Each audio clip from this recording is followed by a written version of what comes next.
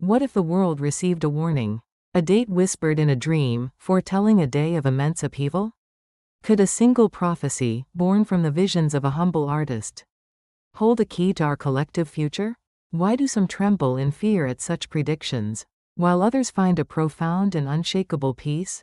Stay with me, for the truth we are about to explore transcends a single date and points to an eternal hope. Welcome, cherished friends, to Pure Mind. Think, your sanctuary for finding divine clarity in a world of noise. Today, we embark on a profound spiritual journey. A prophetic update that will take us from the shores of Japan to the heart of our own faith. We will delve into a chilling prediction of a great tsunami, foretold for July 5, 2025. But this is not a journey into fear. It is an exploration of what it means to be a person of faith in uncertain times. We will explore how to interpret the signs around us, how to stand firm when the world is shaking, and how to place our ultimate trust in the Creator, who holds the oceans in His hands, and has promised a day of return to help and heal the soul of man. If you are ready to shift your perspective from fear to faith, I invite you to hit that subscribe button and ring the bell. Our journey begins now. Imagine standing on a quiet overlook, gazing upon the serene, rolling hills of Galilee. The air is still, carrying with it the scent of olive groves and the echoes of ancient history. It was in these lands that words of profound prophecy were first spoken. Words that have shaped the course of civilizations for millennia.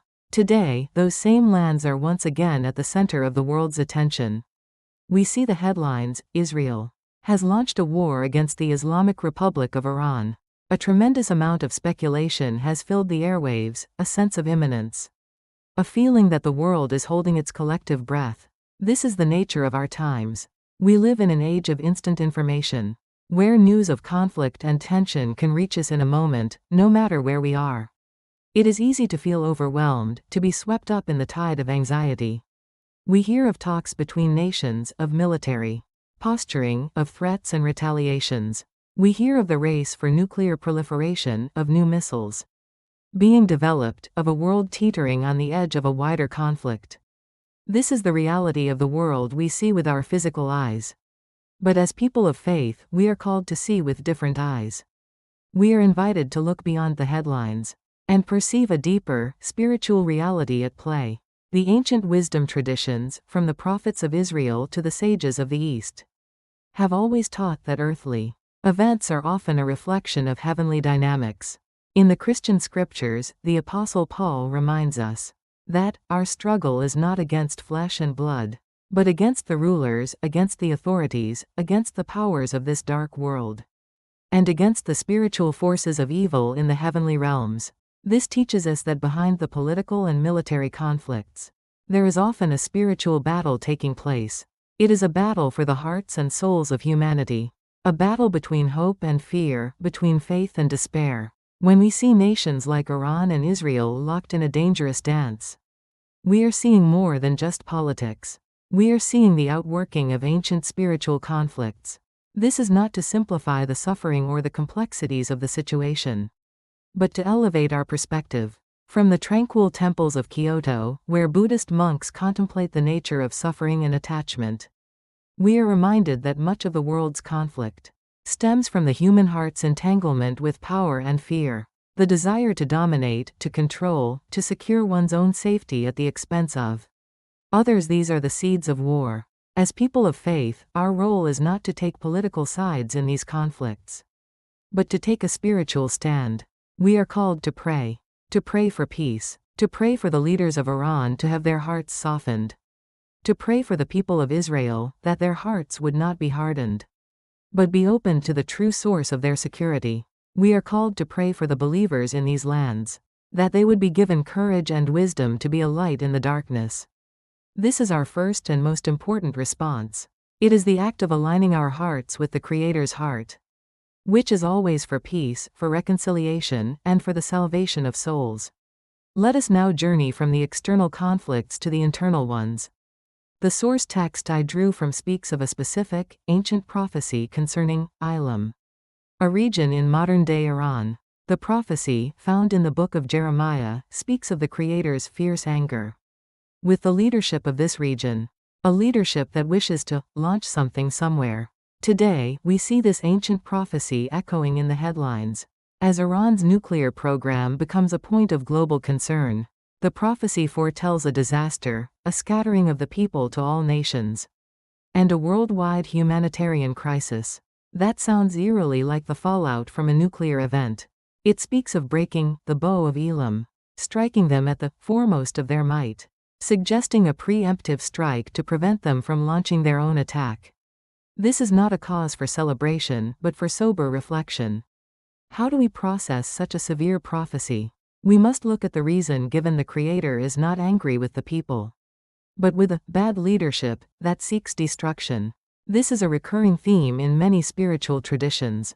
In the Hindu epic, the Mahabharata, the Great War, is ultimately a consequence of the flawed and arrogant leadership of the Kauravas. It is a divine intervention to restore righteousness, or dharma, to the land. This ancient prophecy of Elam also contains a promise of restoration. After the judgment and scattering, the prophecy concludes with the Creator stating, "I will set my throne in Elam and will destroy from there the kings and the princes." This is a profound message of hope. It tells us that even in judgment, the Creator's ultimate goal is to remove corrupt leadership and establish His own righteous reign. It is a promise that even out of disaster, a new order can be born. When we hear of prophecies, whether ancient or modern, it is easy to become fixated on the what and the when. But the deeper spiritual invitation is to understand the why. Often, these prophetic warnings are a call to repentance and a reminder that leadership, both personal and national, is accountable to a higher authority. They are an invitation to pray for leaders, that they might turn from paths of destruction and embrace wisdom and peace. As we stand amidst the serene beauty of the Parthenon in Athens, a symbol of a once great empire, we are reminded that all earthly kingdoms are temporary. Our ultimate hope lies not in the plans of men, but in the enduring promises of the Creator. Now, let us face the most sobering of the signs in our world, the one that speaks of a threat that could alter our world in an instant. The source text I drew upon for this message spoke of a vastly overlooked prophecy in Isaiah chapter 17, which foretells the utter destruction of Damascus, the capital of Syria.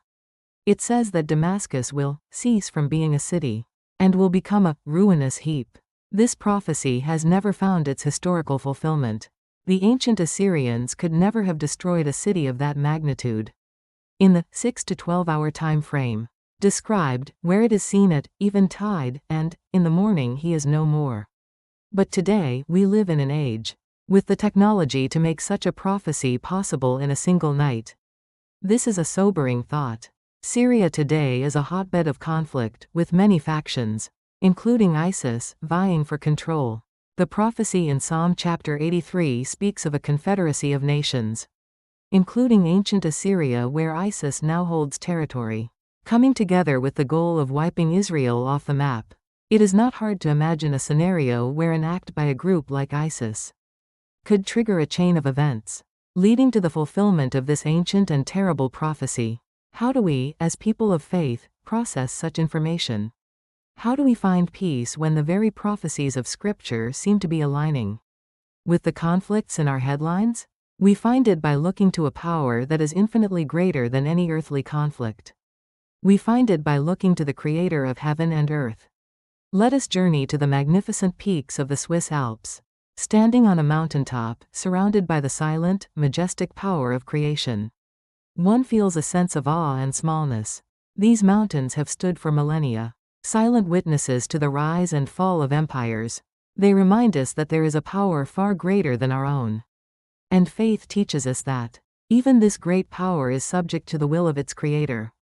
The Bible is filled with stories of divine power over creation. The God who parted the Red Sea, who stopped the sun in the sky, who calmed the raging storm. These are not just ancient myths.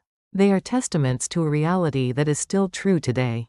The Creator who holds the universe in His hands is not intimidated by the conflicts of humanity. This is the source of our ultimate peace.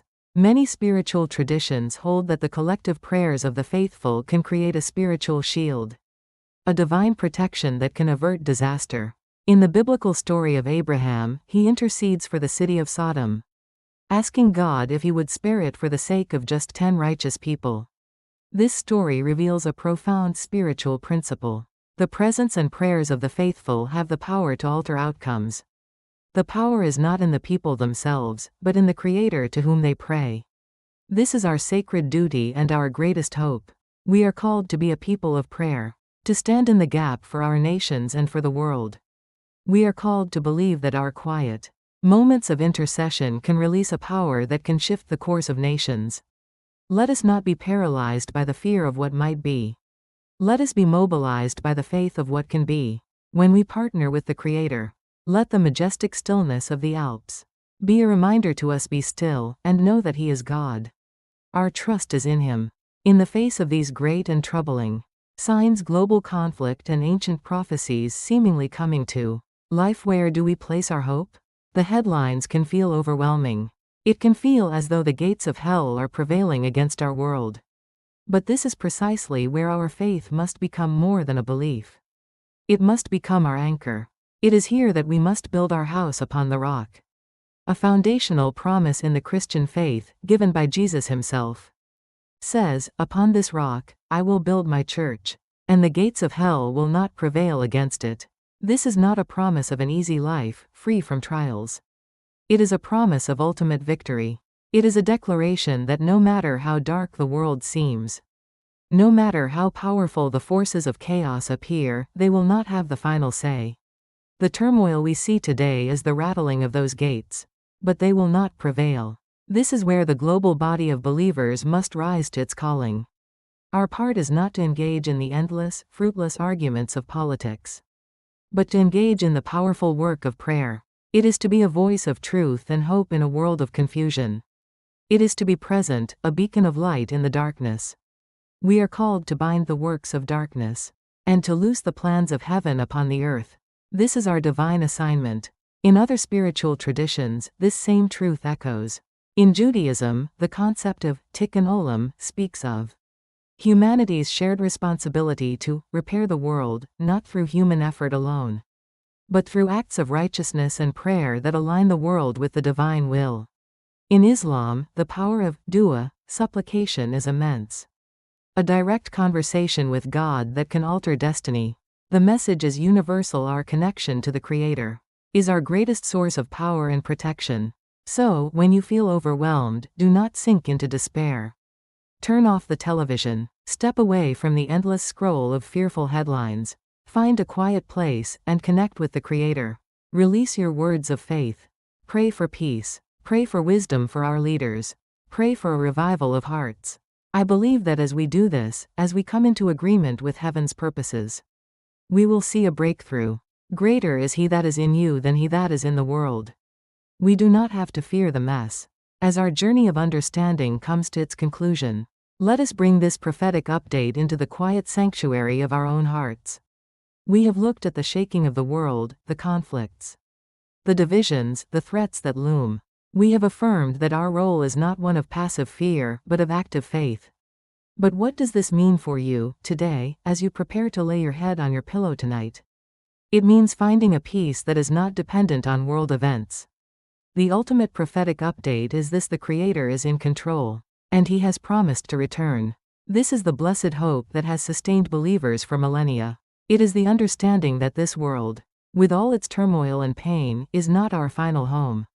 The great spiritual traditions all point to a day of reckoning, a day of restoration, a day when all will be made new. For Christians, this is the glorious return of Jesus Christ. He does not come to bring more war, but to establish His kingdom of eternal peace. He comes to wipe away every tear, to heal every broken heart, and to rescue the souls of humanity. This is the hope that allows us to look at the troubling headlines and say, "I see the signs, but I will not be afraid." It allows us to live with a sense of divine purpose, knowing that our lives are part of a much grander story.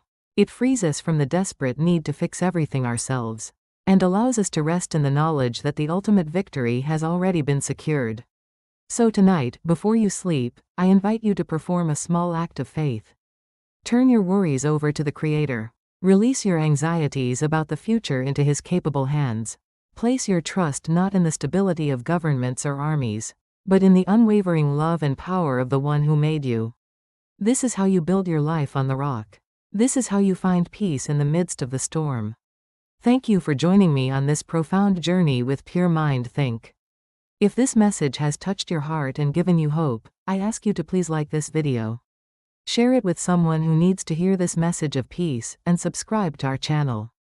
For more wisdom that nourishes the soul, please let us know in the comments. What part of this message resonated with you the most? Your story encourages us all. Until next time, may you rest in His peace, walk in His strength, and live in the joyful expectation of His return.